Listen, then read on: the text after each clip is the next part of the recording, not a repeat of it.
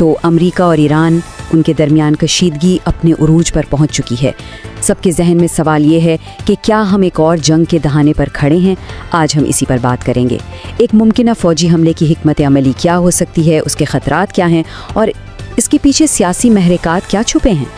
ज़रा ये बयान सुने, अमरीकी फ़ौज इस हफ्ते के आखिर तक ईरान पर हमला करने के लिए तैयार है। ये एक जुमला ही सूरत हाल की संगीनी को वाज़े करने के लिए काफ़ी है।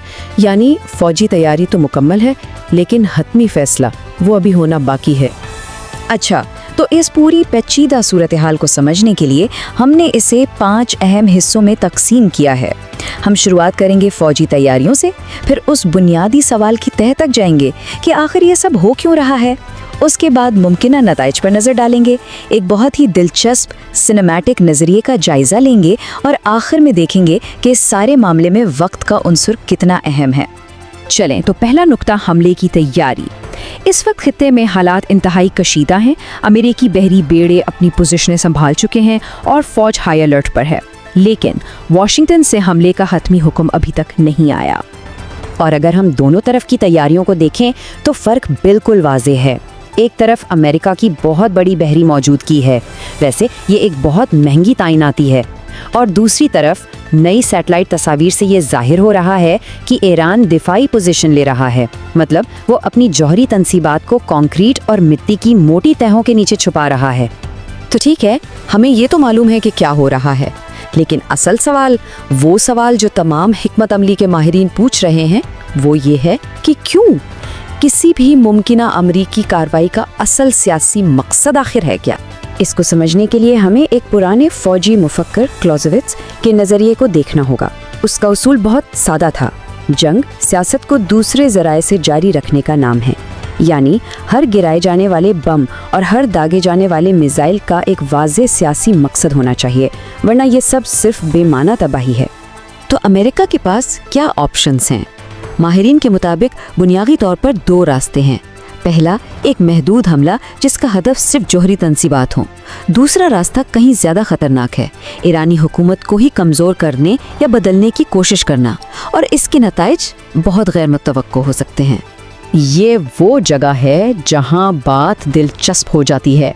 अहदाफ का इंतखाब, यही वो चीज़ है जो असल सियासी नीयत को जाहिर करती है। ये तनाज़े को 2 बिल्कुल मुख्तलिफ रास्तों पर डाल सकता है। आइए देखते हैं कि ये कैसे काम करता है। इसे बढ़ते हुए तनाज़े की सीढ़ी समझ लें। पहला कदम सिर्फ जौहरी तंसीबात पर हमला हो सकता है। अगर ये काफ़ी ना हो तो सीढ़ी का अगला कदम ईरान के दिफाई निज़ाम और IRGC को निशाना बनाना हो सकता है। और आखिरी सबसे ख़तरनाक कदम बराह रास्त हुकूमत के रहनुमाओं को निशाना बनाना होगा, जिसके बाद वापसी का कोई रास्ता नहीं बचेगा।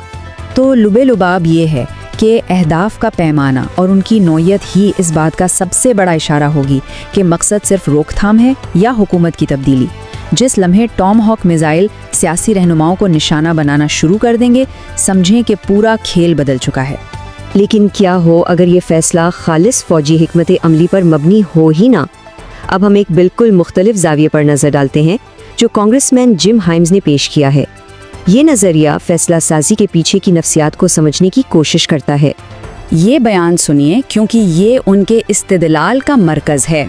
सदर किसी ऐसी चीज़ से मुतमैन होंगे जो सिनेमैटिक हो, जिससे बड़ा धमाका हो और बहुत सी चीज़ें तबाह टूट जाएं। तो इनके मुताबिक मकसद शायद हिकमत अमली से ज़्यादा एक शानदार नुमाइश हो सकता है। तो इस तज्ज़िये के मुताबिक फ़ैसला शायद तवील मुद्दती नताइज पर नहीं, बल्कि इस बात पर मुनहसर हो सकता है कि कार्रवाई कितनी ड्रामाई लगती है। ये ख़तरनाक सोच है जो पिछली कामयाबियों पर ज़रूरत से ज़्यादा एतमाद से पैदा होती है। ये सोचे बगैर कि इस बार हालात बहुत मुख्तलिफ हो सकते हैं। और उसके साथ एक तारीख़ी वार्निंग भी आती है। इराक में शिया बगावत को याद करें, जहां लोगों को उठने के लिए उकसाया गया, लेकिन फिर उन्हें मुनासिब मदद फराहम नहीं की गई और इसका अंजाम एक अलमिये पर हुआ। ये एक वाज़े याद दहानी है कि सिर्फ फ़िज़ाई हमले हुकूमत की तब्दीली की ज़मानत नहीं देते। और ये हमें इस बहरान के आखिरी और सबसे अहम उन्सर की तरफ लाता है, वक्त। एक टिक टिक करती घड़ी है जो हर फरीक के लिए स्ट्रेटेजिक हिसाब किताब बदल रही है। ये चार्ट बुनियादी मसले को बहुत वाज़े तौर पर दिखाता है। جیسے جیسے ایران اپنے فضائی دفاع کو دوبارہ مضبوط کر رہا ہے، حملہ آور افواج کے لیے خطرہ بڑھتا جا رہا ہے ہر گزرتے دن کے ساتھ۔